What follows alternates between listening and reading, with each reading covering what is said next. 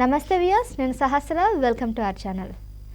So మొత్తానికి YS Sharmila గారి ఇంట్లో పెళ్లి సందడి మొదలైంది. ఇవాళ గోల్కొండ రిసార్ట్లో ఆవిడ కొడుకు ఎంగేజ్మెంట్ అట్టహాసంగా జరిగింది. ప్రముఖులంతా కూడా హాజరయ్యారు.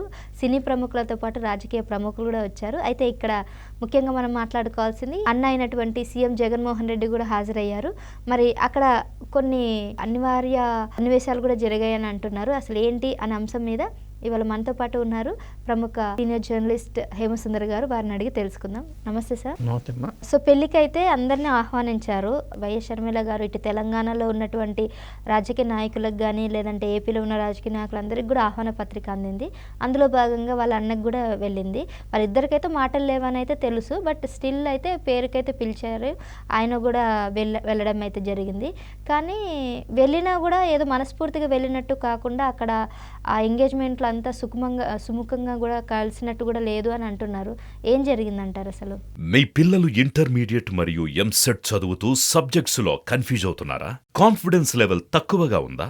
రిపీటెడ్ మిస్టేక్స్ చేస్తున్నారా? అయితే మీకోసమే ఉంది rise app. 1 lakh question bank, performance analysis, online classes by experts, ఇంకా మరెన్నో ఫీచర్స్ తో మీ ముందుకొచ్చింది rise the perfect guide. Description లో ఉన్న లింకును ఉపయోగించి సబ్స్క్రైబ్ అవ్వండి. అంటే రక్త సంబంధం ఎంత లేదన్నా అన్నా చెల్లెళ్ళు ఆ రక్త సంబంధం ఉంటుంది కదా. అయినా తను పిలిచినప్పుడు ఈయన వెళ్ళాడు. అయితే ఇక్కడ ఏంటంటే ఇలా వచ్చి అలా వెళ్ళిపోవడమే జరిగింది. వచ్చిన వాళ్ళు కనీసం 10 నిమిషాలన్నా 6 గంటలన్నా ఉంటారు, వెయిట్ చేస్తారు. ఇక ఆయన వచ్చింది ఎక్కడి నుంచి? ఏపీ ముఖ్యమంత్రి హోదాలో వచ్చాడు ఆయన. పైకి వాళ్ళ ఇంట్లో పెళ్లి. ఇలా వచ్చి అలా వెళ్ళిపోవడం కూడా కరెక్ట్ కాదు. ఒకటి తర్వాత అక్కడికి వెళ్ళినప్పుడు కూడా, ఎందుకంటే రాజకీయంగా ప్రత్యర్థులు అయిన వాళ్ళు కూడా ఎదురుపడుతూ ఉంటారు. అలాగే పవర్ స్టార్ పవన్ కళ్యాణ్ ఎదురుపడ్డాడు, ఈయన ఎదురుపడ్డాడు. ఇలాంటివన్నీ జరుగుతూ ఉంటాయి ఈ సెలబ్రిటీల విషయంలో. సాధారణంగా జరిగేది అదే. ఎవరో పడని వ్యక్తులు కూడా ఎదురుపడినప్పుడు ఏం చేయాలి? హలో అంటే హలో, అంతవరకే ఉంటారు. ఎక్కువసేపు ఇన్వాల్వ్ అవ్వరు, ఎక్కువ మాట్లాడరు. చాలా ఎంబాజ్గా ఉంటుంది కదా అట్లా పడని వాళ్ళు ఎదురైనప్పుడు. ఇక అక్కడికి వచ్చేసరికి ఏమవుతుందంటే వాళ్ళిద్దరికి మనస్పర్ధలు ఉన్నాయనే విషయం అందరికీ తెలిసిందే. నేను అనుకోవటం ఏంటంటే, అందరూ అనుకుంటున్నట్టు అన్నతో గొడవలు అనుకుంటున్నారు, కానీ నేను అనుకోవడం అన్నతో గొడవలు అనుకోవట్లేదు. నేనైతే అన్నగారి భార్య వదిన గారు భారతి గారు ఉన్నారు, ఆవిడతో గొడవలు ఏమనుకుంటున్నాను. కారణంగా ఏ ఇంట్లో అయినా ఆడపడుచులతోనే గొడవలు ఉంటాయి. ఆ తర్వాత అది మగవాళ్ళ దగ్గరికి వెళ్తుంది ఇష్యూ. అక్కడ తేడాలు వస్తూ ఉంటాయి. నేను అనుకోవడం భారతిరెడ్డితో వచ్చిన గొడవ చివరికి రాజమోహన్ రెడ్డి దాకా వెళ్ళి అక్కడ ఆస్తుల తగాదాలో మొత్తానికి ఏదో జరిగింది. అదేంటనేది మనకి ఇక్కడ అప్రస్తుతం కాబట్టి, ఇక్కడ జరిగింది ఏంటంటే అన్యమనస్కంగా ఆవిడ ఉన్నారు, మభావంగా ఉన్నారు, మనసు విప్పి మాట్లాడలేదు.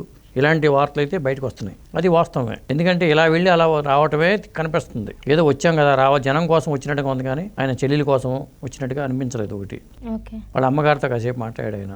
ఏదో కాసేపు అంటే ఇట్లా మాట్లాడి తర్వాత గ్రూప్ ఫోటో కోసం అట్లా పిలిస్తే వాళ్ళు అనిల్ కానీ లేకపోతే శర్మిల కానీ రావడానికి ఇష్టం లేనట్టుగా వచ్చారు గ్రూప్ ఫోటోలోకి. అది పెద్ద వైరల్ అవుతుంది. మాకు ఇష్టం లేదు గ్రూప్ ఫోటో అనే టైప్లోనే వాళ్ళ ఫీలింగ్స్ కనిపించినాయి. అంటే ఇట్లాంటి 1000 కళ్ళతో చూస్తూ ఉంటారండి. అవును, ఇలాంటి ఫంక్షన్ జరిగినప్పుడు ఫేస్ లెంక చూస్తూ ఉంటారు. మన వరకు వచ్చింది అని అంటే వాళ్ళు ఎంత జాగ్రత్త పడాలో అప్పుడు జాగ్రత్త పడాలి. కాలన్నప్పుడు రాకూడదు. వచ్చామన్నప్పుడు మనస్ఫూర్తిగా ఉంటే అది వేరే విషయం. అక్కడ లేకపోయేసరికి బహుశా వాళ్ళ ఫీలింగ్స్ వల్ల కూడా ఆయన వెంటనే వెళ్ళిపోయాడా, తను సరిగ్గా రిసీవ్ చేసుకోకపోవడం, ఆప్యాయంగా పలకరించకపోవడం, ఇలాంటివన్నీ గమనించేసి వచ్చాము, పని అయిపోయింది, వెళ్ళిపోదాం అనేలాగా చేశాడు ఆయన అనేది అనుకోవాల్సి వస్తుంది. అయితే ఒకటి, అన్యమనస్కంగానే ఉన్నారు వాళ్ళు. మనస్ఫూర్తిగా వాళ్ళు ప్రేమాభిమానాలతో కనిపించలా.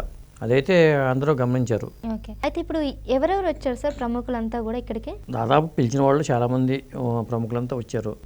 ఎందుకంటే మనకి కనిపిస్తున్నాయి కాబట్టి, వీడియోలో కనిపిస్తున్నాయి కాబట్టి.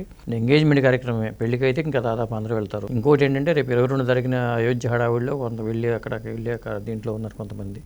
అయితే వాళ్ళు పిలిచిన వాళ్ళ వరకు అంతా ప్రముఖులంతా కనిపించారు అక్కడ కార్యక్రమంలో. ముఖ్యమంత్రి హోదాలో ఆయన వచ్చిన తర్వాత ఒక గంట అక్కడ గడిపి వెళ్ళిపోతే బాగుండేదే అనిపించింది. పెళ్లి హైదరాబాద్లో జరుగుతుంది అంటారా లేకపోతే ఏపీలో అనుకుంటున్నారా? నాకైతే కార్డు ఇవ్వలేదు.